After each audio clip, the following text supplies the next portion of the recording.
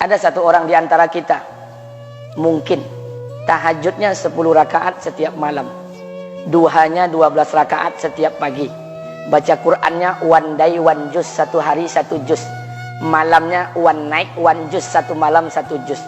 Satu keluarga di antara kita ini puasanya luar biasa Senin Kamis. Satu keluarga berpuasa Senin Kamis. Tak cukup puasa Senin Kamis, dia puasa Nabi Daud. Sehari puasa, sehari tidak, sehari puasa, sehari tidak. Tak cukup dia puasa Nabi Daud, dia puasa-puasa sunnah lainnya. Istrinya nutup aurat dengan sempurna, pakai nikob, pakai cadar, pakai purda, pakai manset, pakai kos kaki. Suaminya 5 waktu ke masjid tak tertinggal takbiratul ula. Anak-anaknya di pondok pesantren hafiz dan hafizah. Tiap pagi berinfak, tak pernah menggunjing orang. Quran terjaga, aurat terjaga, tahajud terjaga, 5 waktu terjaga, duha terjaga, Quran terjaga, puasa terjaga. Sempurna satu keluarga nih, amalnya. Tapi sudah 8 tahun dia tak tengok ayah ibunya. Sudah bertahun-tahun dia tak nyapa kedua orang tuanya. Sudah bertahun-tahun dia tak berhubungan baik dengan ayah ibunya. Sudah berminggu-minggu dia berkelahi dengan ayah ibunya. Sudah berhari-hari dia bermusuhan dengan kedua orang tuanya. Maka anak seperti ini, seluruh amal yang mereka kerjakan tertolak di sisi Allah Subhanahu wa taala, tidak akan diterima Allah. Sebaliknya, kalau ada di antara kita hari ini yang pandai melayani ayah ibunya, tidak ada uang ayah ibu dia kasih uang, tak ada rumah ayah ibu dia buatkan rumah, sakit ayah ibu dia bawa ke rumah sakit, dirawat ayah ibunya dia jaga, kotoran ayah ibunya dia bersihkan pakai tangannya sendiri. Ada di antara kita hari ini yang membersihkan kotoran ayah ibunya lebih dia nikmati daripada makanan yang ia sukai. Begitu luar biasanya dia melayani ayah ibunya. Tapi dia tinggalkan sholat, dia injak-injak perintah Allah, dia tinggalkan perintah Allah dengan mutlak. Maka kebaikan satu orang anak ini kepada ayah ibunya seluruhnya tidak diterima Allah Subhanahu wa taala.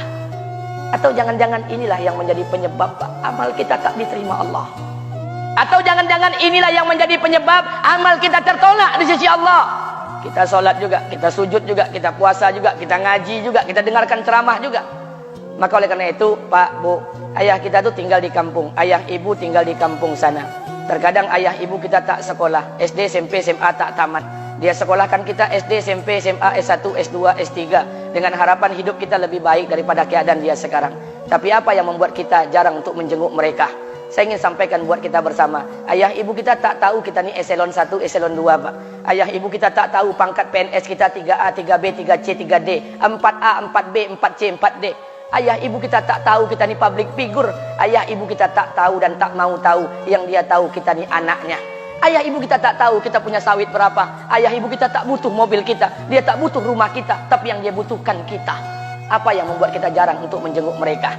Tahun 2016 di Masjid Damai Langgeng, saya diundang ceramah di sana. Habis pulang ceramah, saya baca WA SMS. Ada seorang ustadz Pekanbaru kirimkan WA dengan saya. Saya baca 2 kali, air mata saya menetes. Kenapa? Karena WA itu berisi cerita satu orang ibu sedang menelpon anaknya. Ibunya nelpon anaknya. Assalamualaikum nak. Waalaikumsalam, kata anaknya. Kata ibunya, nak, sudah 1 bulan kau tak tengok ibu. Apa yang membuat engkau berhalangan, nak? Apakah kau sibuk dengan pekerjaanmu? Minggu yang kedua ibunya telepon lagi. Assalamualaikum nak, kata anaknya. Waalaikumsalam. Kata ibunya, nak, ibu dapat kabar apa engkau baru beli mobil baru. Apa betul nak? Kata anaknya, betul bu. Kata ibunya, alhamdulillah nak, ibu bangga kau pandai menyenangkan hati anak istrimu. Minggu yang ketiga ibunya telepon lagi.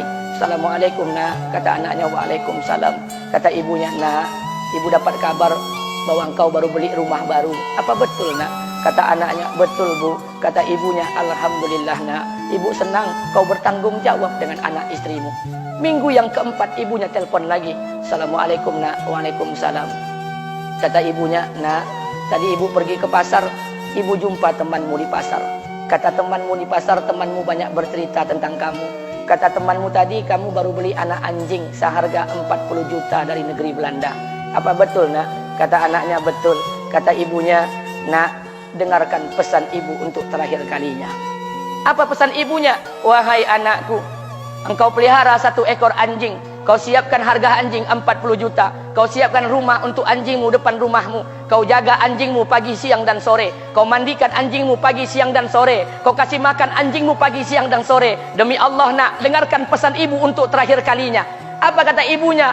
Demi Allah nak, demi Allah, Kalau seandainya Allah menciptakan ibu, kalau seandainya Allah menciptakan ibu untuk yang kedua kali di muka bumi ini, nak, demi Allah, ibu tak ingin terlahir sebagai manusia. Ibu ingin lahir sebagai seekor anjing, biar berada depan rumahmu dan melihat wajahmu setiap hari. Ibu kita tak butuh harta kita, Pak. Dia tak butuh uang kita, dia butuh kita. Apa yang membuat kita jarang untuk menjenguk mereka? Pantas hidup kita tidak berkah, pantas rumah tangga kita tidak sakinah, karena hubungan dengan ayah ibu kita rusak selama ini. Masih ada kesempatan, masih yang jauh telepon, yang dekat kunjungi mereka. Demi Allah, kita butuh keberkahan doa mereka. Yang sudah meninggal, ziarahi kuburnya dan doakan mereka. Imam As-Syafi'i berkata, apa kata Imam As-Syafi'i? Manusia zalim, manusia bodoh, kalian tak tahu apabila ayah dan ibu kalian mengangkat tangan di malam hari, dia berdoa kepada Allah untuk anaknya. Doanya cuma sekali, malamnya cuma sekali, hanya sekali saja doanya. Apa kata Imam Syafi'i? Sekali doa ayah dan ibu kalian sudah cukup bagi Allah untuk menjadikan kalian anaknya berkah dunia akhirat. Hari ini berapa banyak doa ayah dan ibu kita, tapi tidak ada keberkahan buat anak mereka. Kenapa? Hati mereka tersakiti. Maka pulang, Pak, cari mak bapak kita.